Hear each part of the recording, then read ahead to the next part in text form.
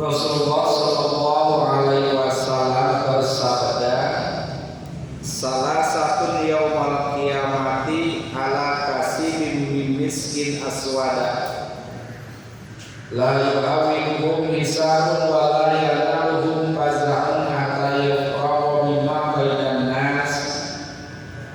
Rajulun qara al-Qur'ana ibtigha'a wajhillahi azza wa jalla wa aqami qaumin wa bihi rabbuna wa rajulun adha fi masjidin da'a ila Allah azza wa jalla ibtigha'a wajhillah wa rajulun ubtuliya bi rizqi fid dunya wa lam yushriku dzalika amalin akhirah. Rasulullah Shallallahu Alaihi Wasallam bersabda, salah satu yaumal kiamah ada 3 golongan laki-laki ya pada hari kiamat nanti.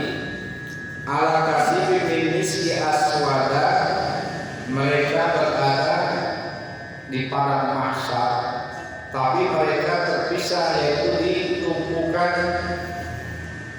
minyak kasturi yang hitam ya. Maksudnya ketika pada hari kiamat terjadi, seluruh manusia dari zaman Nabi Adam sampai hari kiamat dikumpulkan oleh Allah Subhanahu wa taala, dibangkitkan di padang mahsyar, akan menghadapi hisaban yang ada di akhirat. Tapi sebagian laki-laki, satu golongan, ketika berada di padang mahsyar, dia berdiam terpisah, bahkan ada ditumpukan yang bau kasturi harum ya, minyak yang mahal kasturi. Nah, ini mendapatkan keistimewaan dari Allah Subhanahu wa taala. La yu'awinuhum bil hisab, mereka tidak direpotkan oleh hisaban, oleh perhitungan amal. Ketika manusia akan dihisab, semuanya dihisab, tapi mereka ini tidak direpotkan oleh perhitungan amal.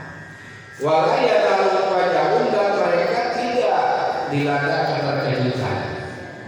Hatta yaqulu mimma bainas, sehingga selesai apa yang terjadi di antara manusia. Artinya ketika dikumpulkan di padang mahsyar, sementara yang lainnya sibuk menghadapi hisaban, sibuk menghadapi perhitungan amal, tapi dia dibebaskan oleh Allah Subhanahu wa taala, bahkan ditempatkan di tempat yang bau ya, penuh dengan wewangian, yaitu wangi kasturi. Siapa aja yang seperti itu? Yang pertama, rajulun qara al-Qur'ana ibtigha'a wajhillahi azza wa jalla wa amma biqaumin lahum bihi rabbuna. Seseorang yang membaca Al-Qur'an, tapi membaca Al-Qur'annya ibtigha'a mardatillah, ingin mendapatkan ridhonya Allah Subhanahu wa taala. Wa anna bi qaumin lahum bihi rabbuna, dan dia juga adalah sebagai imam yang dicintai oleh makmumnya, imam yang disukai oleh makmumnya. Dia seorang imam disukai oleh makmumnya, dia suka membaca Al-Qur'an, dan membaca Al-Qur'an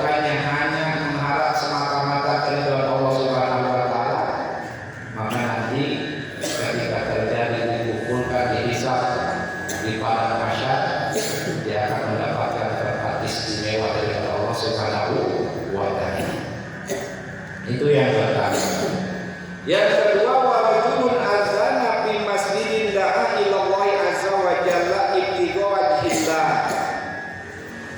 Seseorang atau sekelompok laki-laki yang suka adzan fi masjidin di masjid. Da'a ila Allah ta'ala, dia menyeru kepada Allah Subhanahu wa taala azza wa jalla untuk melaksanakan sholat. Ya. Tapi ibtigha amrillah, karena mengharap mencari keridhaan Allah Subhanahu wa taala. Laki-laki ini tukang adzan di masjid, ya, setiap waktu, duhur, asar, maghrib, isya, subuh selalu diadzan. Tapi adzannya itu hanya mengharap karena ridha Allah Subhanahu wa taala, bukan mengharapkan upah, bukan mengharapkan honor, bukan mengharapkan bantuan atau gaji, tapi dia semata-mata karena Allah Subhanahu wa taala. Itu pun akan mendapatkan tempat yang istimewa di sisi Allah Subhanahu wa taala ketika dibangkitkan di padang mahsyar. Dan yang ketiga, wadun utila birizki di dunia, dan seseorang yang diberi cobaan dengan rezeki ketika di alam dunia.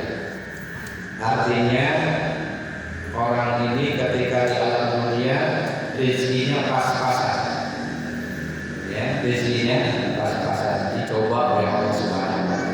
Tapi dia tetap rajin ke masjid, dia tetap rajin ke pengajian, dia tetap rajin melaksanakan sunnah-sunnah Rasulullah Shallallahu Alaihi Wasallam.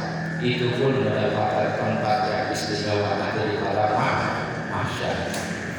Atau diujinya dia itu dengan rezeki yang melimpah, ya, oleh Allah Subhanahu wa taala, diuji dengan rezeki yang melimpah. Nah, rezeki yang melimpah juga tidak mengendorkan, ya, tidak menyibukkannya untuk berjamaah sholat di masjid, untuk mengikuti pengajian, untuk mengikuti sholat sunnah. Pokoknya urusan keagamaan tidak terganggu oleh banyaknya rezeki, malah menjadi dorongan untuk melaksanakan ibadah kepada Allah Subhanahu wa taala. Nah, malam yusbihu dari amal akhirat, jadi tidak mengganggu terhadap amal akhirat, bahkan semangat dalam melaksanakan amal akhirat. Nah, itulah di antaranya 3 golongan yang mendapatkan tempat istimewa dari Allah Subhanahu wa taala ketika kita ada di padang mahsyar. Ya. Yaitu pertama, orang yang suka membaca Al-Quran dan dia tidak sebagai imam, tapi bacaan Al-Qurannya hanya mengharap ridho Allah. Yang kedua, suka adzan di masjid, tapi adzannya hanya mengharap ridho Allah. Yang ketiga, diberi cobaan oleh rezeki, baik ketika kekurangan rezeki atau kelebihan rezeki, tidak mengendurkan ibadah kepada Allah Subhanahu wa taala.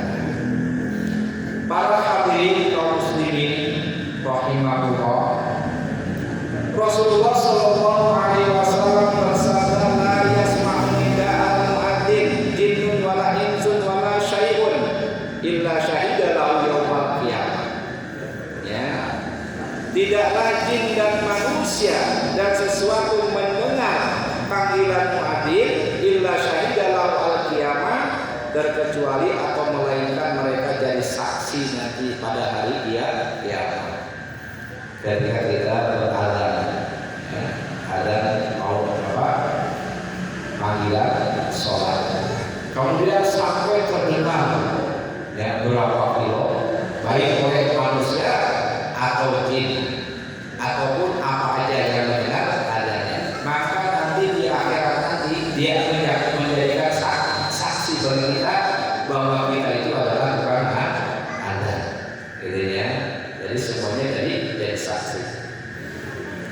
Rasulullah Shallallahu Alaihi Wasallam juga bersabda, yadur rahmani ala ra'sil muadzin, tangan zat yang maha pemurah itu ada di atas kepala muadzin, ya, bukan berarti tangan seperti kita, jadinya. Nah, Allah tidak bisa disesuaikan dengan makhluk. Ketika kita adzan, itu tangan Allah Subhanahu wa taala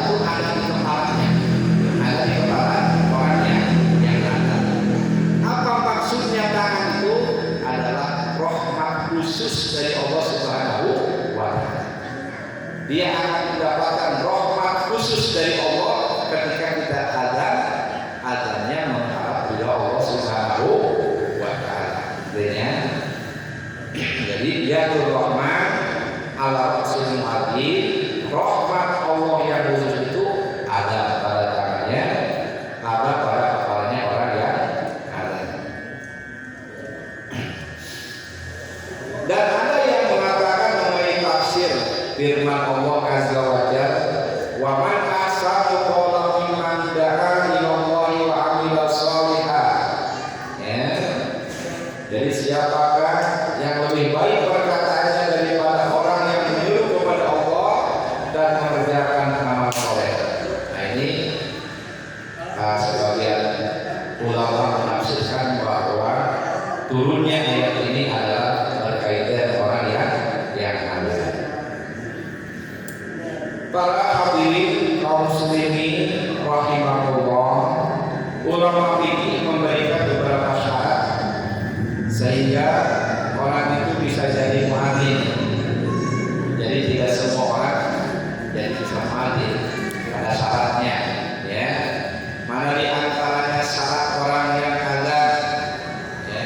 Yang pertama al-Islamu, harus orang Islam.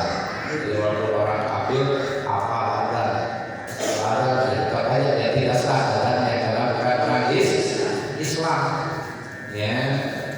Yang kedua tamyiz. Tamyiz itu belum balik, belum umur 15 tahun belum balik, tapi dia sudah mengerti, ya. Kalau ukuran kita umur 7 tahun, nah itu tamyiz, sudah berakal, mengerti, ya. Bisa disuruh, bisa mengerti sendiri, bisa mandiri. Nah itu udah bisa untuk melaksanakan ada sholat 5 waktu berjamaah, gitu ya. Tapi kalau di bawah umur 7 tahun jangan, karena belum memenuhi persyarat, kecuali dia latihan bukan untuk ini. Tapi kalau untuk sholat berjamaah itu harus minimal umur 7 tahun ke atas, ya. Yang ketiga syaratnya al-dzukuru, harus laki-laki, harus laki-laki. Perempuan tidak boleh ada, walaupun dia bikin jemaah sendiri, misalkan di majlis taklim, di madrasah, ya, bikin khusus tarawih khusus perempuan, yang ada perempuan, haram, tidak boleh. Kalau perempuan tidak boleh ada, terkecuali kaum ya. Jadi laki-laki ada itu harus laki-laki. Kenapa haram untuk perempuan? Karena menyerupai laki-laki, pekerjaan menyerupai laki-laki, ya. Jadi ada itu pekerjaan laki-laki, bukan pekerjaan perempuan. Nah kalau perempuan melakukan adat berarti dia melakukan pekerjaan seperti pekerjaan laki-laki. Nah itu jangan istilahnya yang lain, ya. Ada aja yang dikir kepada Allah itu sudah apalagi kalau pakai pakaian menyerupai laki-laki, sudah jelas haram, karena ada aja haram. Yang keempat syaratnya alikun bidukhulil waqti, harus tahu apa kalau sudah masuk waktu. Kalau kita sholat zuhur misalnya, ya, muadzan zuhur, maka harus sudah masuk waktu zuhur. Kalau kita mau adzan di waktu asar, harus sudah masuk waktu asar. Kalau kita mau adzan di waktu maghrib, harus sudah masuk dulu waktu maghrib, baru adzan. Begitu juga di isya, terkecuali adzan subuh, itu nggak boleh sebelum waktu subuh, yang disebut dengan adzan awal. Disebut dengan adzan awal. Jadi belum masuk subuh udah adzan, boleh kalau untuk waktu subuh. Tapi kalau untuk zuhur, asar, maghrib, isya tidak boleh. Bahkan hukumnya haram. Ulama mengatakan minal kabair, bagian dari dosa besar. Kalau kita adzan zuhur belum masuk waktu zuhur, makanya dipersyaratkan harus tahu pada waktu masuk sholat, waktu sholat. Para hadirin kaum muslimin rahmatullah, kita lanjutkan. Idza sami'tum al-nidaa, apabila kamu mendengar panggilan adzan, ya, faqulu kama yaqulu al-adzan, maka ucapkan seperti apa yang diucapkan oleh yang adzan. Ya, ucapkan seperti orang yang adzan. Ya, contoh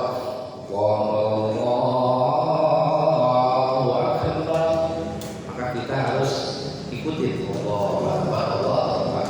Kali pelan. Asyhadu an la ilaha illallah. Nah, kita ikuti ucapan ma'al asyhadu an la ilaha illallah. Wa asyhadu anna Muhammadar Rasulullah. Kita juga ikuti asyhadu anna Muhammadar Rasulullah. Terkecuali pada perkataan hayy ala. Ya, hayy ala itu hayy ala sholat, hayy ala falah. Nah, itu beda. Menjawabnya mah la haula wala quwata illa billahil aliyyil azim. Hayy ala sholat.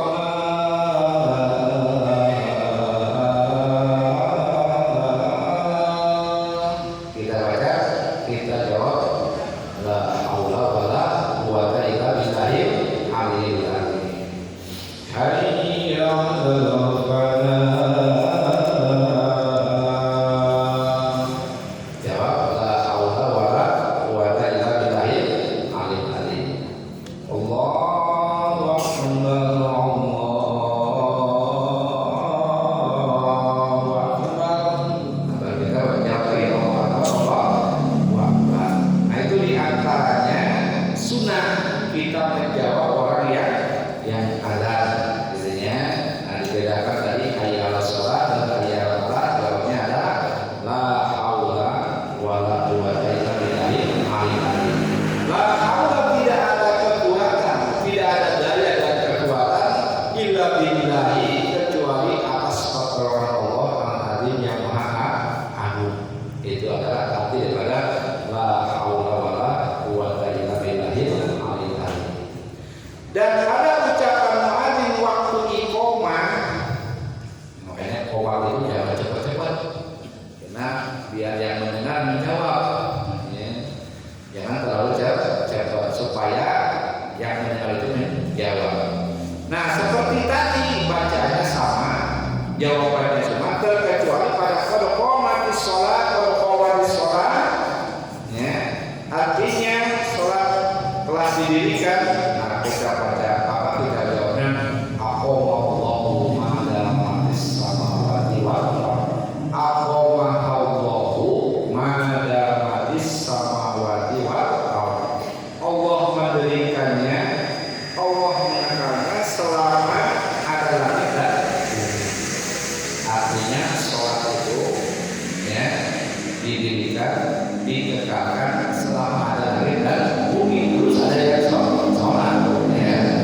Aku mau ma'adatis samawati, yaitu ucapan pada qamatis sholat, pada qamatis sholat. Maka kita menjawab aku mau ma'adatis samawati wal ardh.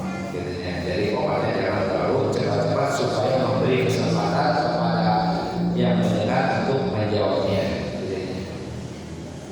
Ada lagi dan ketika tasbih. Tasbih itu apa? Seperti adzan subuh, ya, tasbih. As-shalatu khairun minan naum. Kita menjawab kepada sodaqta wa barota wa nasokta. Cukup itu, sodaqta wa barota wa nasokta. Mau dikatakan ya Rasul, Allah silakan. Ya, sodaqta kamu benar, wa barota dan kamu beri kebajikan, wa nasokta dan kamu telah menasihati. Jadi ketika kita as-sholatu khairun minan naum, maka jawabnya sodaqta wa barota wa nasokta. wa nasokta, gitu ya. Nah itu adalah kita sunnah untuk menjawab adzan, gitu ya, baik adzan maupun iqamah. Dan ketika sesudah selesai adzan, sunnah kita membaca doa.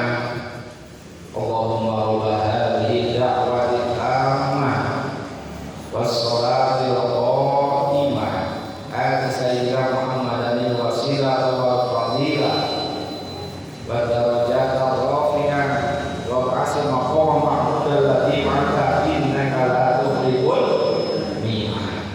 Itu adalah doa setelah adzan. Kita sunnah berdoa itu ya. Itu Allahumma rabb hadhihi da'wati tammah. Allahumma rabb hadhihi da'wati tammah. Wahai Allah, seruan yang sempurna. Ya. Da'wati tammah adalah seruan yang sempurna. Was-sholatil qa'imah, dan salat yang didirikan. Ati sayyidina Muhammadin wasilah wal fadilah. Berikanlah kepada kanjeng Nabi Muhammad, yaitu akan keutamaan dan perantaraan, wa darajat rafi'ah, dan derajat yang tinggi, wa basu maqam mahmudan ladzi wa'ada, dan bangkitkanlah beliau pada makom yang terpuji, makom yang ditinggikan. Innaka la tuhibbul mi'ad, sesungguhnya kau tidak menyalahi janji. Nah, barang siapa ketika mendengar adzan kemudian kita jawab seperti tadi, dan setelah selesai adzan kemudian kita membaca doa, kata Rasulullah sallallahu alaihi wasallam, halal lahu syafaati, maka dia berhak mendapatkan syafaat dariku. Ya, berhak mendapatkan syafaat dariku. Lalu gimana terjadinya kita sedang di rumah, di sana adzan, di sini adzan, ya, ini mana yang kita jawab? Ya, kalau kita jawab semuanya itu lebih sempurna. Tapi kalau kita jawab salah satu saja sudah cukup untuk mewakili. Ya, jadi mana aja yang kita ini, oh sana yang kedua, yang kita jawab. Walaupun kita sedang di rumah, di perjalanan, kalau mendengar ada maka sunnah dijawab seperti tadi. Ya, apalagi kita sedang di dalam masjid. Jadi adzan itu jangan dicuekin. Kita harus pegang. Ya, kenapa? Itu jaminan syafaat dari Rasulullah sallallahu alaihi wasallam. Halal syafaat. Dia berhak mendapatkan syafaat dari Rasulullah sallallahu alaihi wasallam. Ya. Para hadirin kaum muslimin rahimahullah. Nah, adzan ini bisa juga sah, bisa juga tidak sah. Ya. Karena adzan itu juga ada syaratnya. Artinya sah tidak perlu diulang. Tidak sah ya harus diulang. Gitu ya. Apa syaratnya? Yang pertama tertib atau berurutan. Jangan hayya 'alal falah, hayya 'alal falah, terus baru hayya 'alas shalah. Nah, tidak berurutan. Atau asyhadu anna Muhammadar Rasulullah, yang keduanya asyhadu an la ilaha illallah. Tidak berurutan, harus berurutan. Susunan katanya, ya sudah berapa. Kemudian yang kedua mu'alat. Mu'alat itu berturut-turut. Ketika dia ada, kemudian batal wudunya, akhirnya dia berangkat dulu, ambil wudu, nah, terus diterusin adzannya.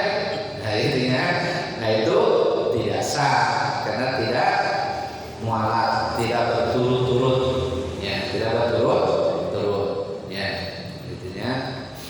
Jadi keselang dengan sesuatu. Yang kedua, dukhulul waktu, sudah masuk waktu.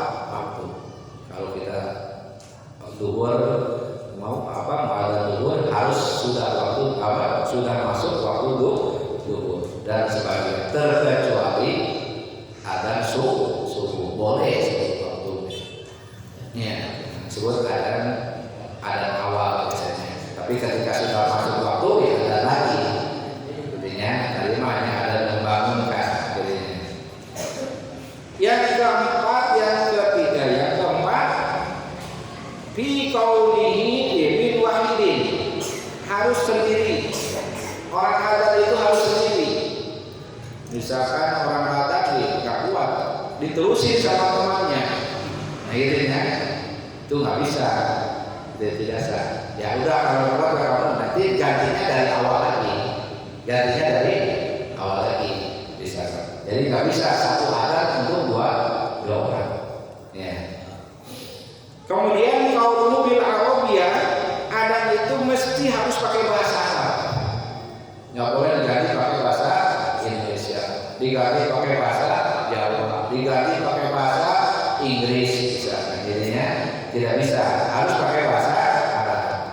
Dan yang keenam, ajar idakan bil jamaah, suaranya harus pas.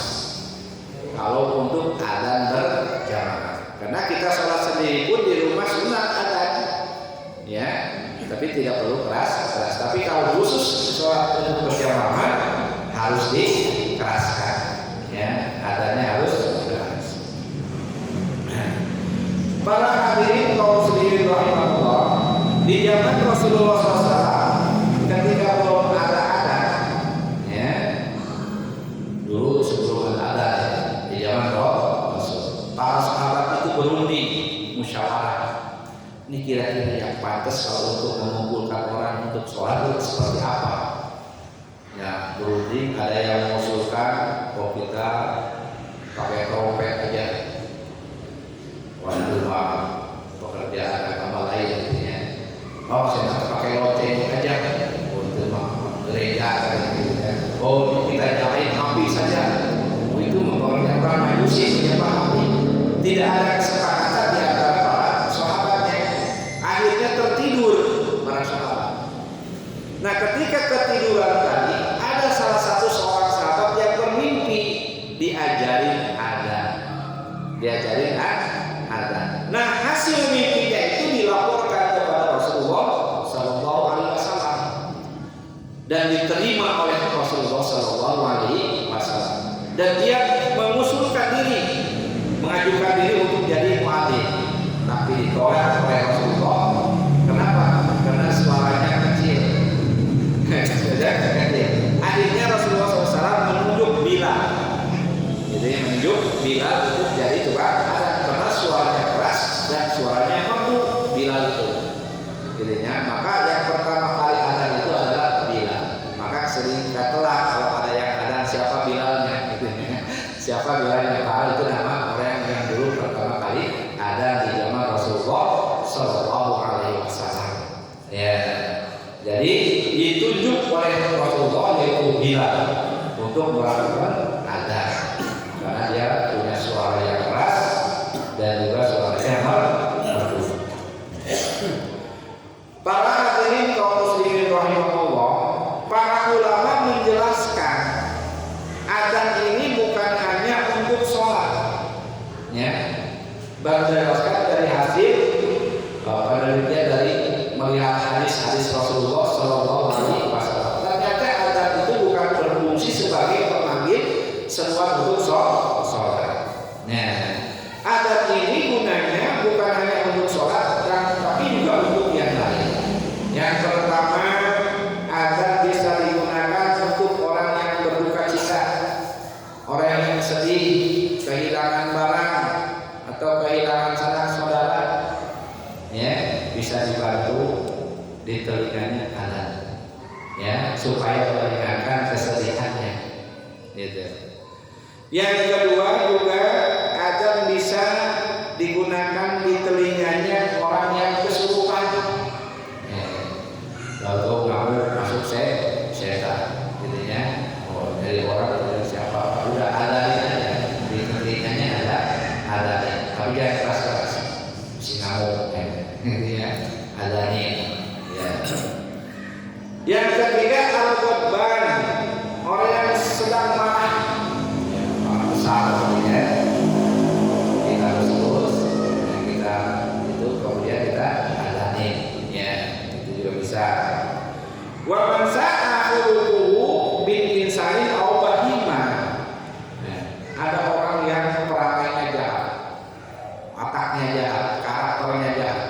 Ya misalkan nih kelihatan anak kecil nakalnya ditampung, intinya baik itu manusia ataupun binatang. Nah itu bisa dibantu dengan ada di telinga-telinganya, intinya. Atau kita sedang memasukkan mayit ke dalam kubur, memasukkan mayit ke dalam kubur. Sunnah ada, tapi ini keterangannya doi lemah. Hadisnya doi. Kalau yang mutabat tidak usah lihat. Tapi kalau mau digunakan ya silakan, dan ada sebagian ulama yang menerangkan, gitu ya. Tapi itu hadisnya doi, ya hadisnya doi. Artinya lemah, kurang kuat. Ya, tapi kalau mau dilakukan silakan, karena masih ada ulama yang membolehkan. Para hadirin kaum muslimin rahimahullah, itu mah tadi sudah sunnah adzan rukun atau adzan saja, tidak perlu iqamah. Nah sekarang mah sunnah adzan dan iqamah selain sholat. Apa? Atau musafir ketika kita hendak bepergian jauh, ya, bepergian jauh keluar negeri, kita buat qomah itu apa? Adzan dulu bersazat qomah, itu sholat safa, kemudian kita berangkat. Jadi insyaallah diselamatkan oleh Allah Subhanahu wa taala. Yang kedua, selain sholat itu adalah adzan dan qomah itu di udunil maulidi, di telinganya anak yang baru lahir. Ya, anak yang baru. Sunnah adzan di kuping kanannya, telinga kanannya, kemudian iqomah di telinga yang kiri. Itu pun jangan keras-keras adzannya, karena itu masih baik. Nah ini ada hikmahnya. Kalau ketika masih kecil atau baru lahir di adzan, di kuping kanannya, di iqomahan di kuping kirinya, nanti hikmahnya itu walaupun anak ini nakal, ya, anak ini tidak mau sholat, insya Allah kalau udah umur 40 tahun balik bakal sholat. Hikmah daripada di adzan telinga kanannya dan di iqomahan telinga, gitu ya. Ada hikmahnya. Insya Allah umur 40 tahunan dia akan kembali. Maka kalau sekiranya umur 40 tahun tidak kembali juga, makanya jewer sini kita ada dulu, ya, supaya kembali kupingnya jewer ada nih, ya, supaya mau sholat, jadinya. Dan Sa'id bin Musayyab berkata, barang siapa yang sholat di tanah lapang, ya, lagi jadi musafir, kemudian dia bangun istilah sholat di lapang, maka sholatnya itu di kanan didampingi malaikat yang sholat, di kiri juga didampingi malaikat yang sholat. Tapi kalau dimulai dengan adzan dan iqomah sholatnya itu, maka malaikat itu bukan hanya di kiri dan di kanan, tapi juga di belakang. Sejauh mana? Sejauh mata memandang. Artinya begitu pentingnya orang adzan dan iqomah di dalam sholat. Bahkan bukan hanya dalam sholat, tadi dijelaskan di pada kejadian-kejadian tertentu disunahkan adzan, dan pada kejadian-kejadian tertentu juga disunahkan adzan dan iqomah. Nah itulah penjelasan tentang masalah adzan dan iqomah, dan mudah-mudahan dengan adanya penjelasan ini juga mendapatkan ilmu kita dalam masalah adzan, dan mudah-mudahan pada semua adzannya ya, supaya kita mendapatkan ridho dari Allah Subhanahu wa taala. Sallallahu ala Muhammad sallallahu alaihi wasallam.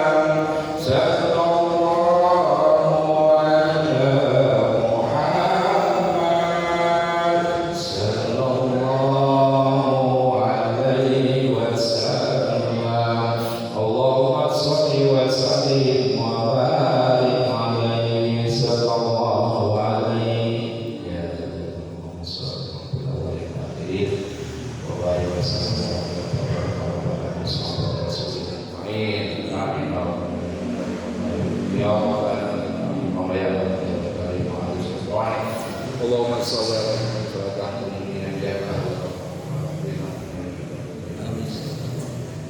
wa tuballighna bi as-salawati ya wa ba'da ya Allahumma ya wali ya hamid ya rabbi ya hayy ya rahim wa dud alaina bi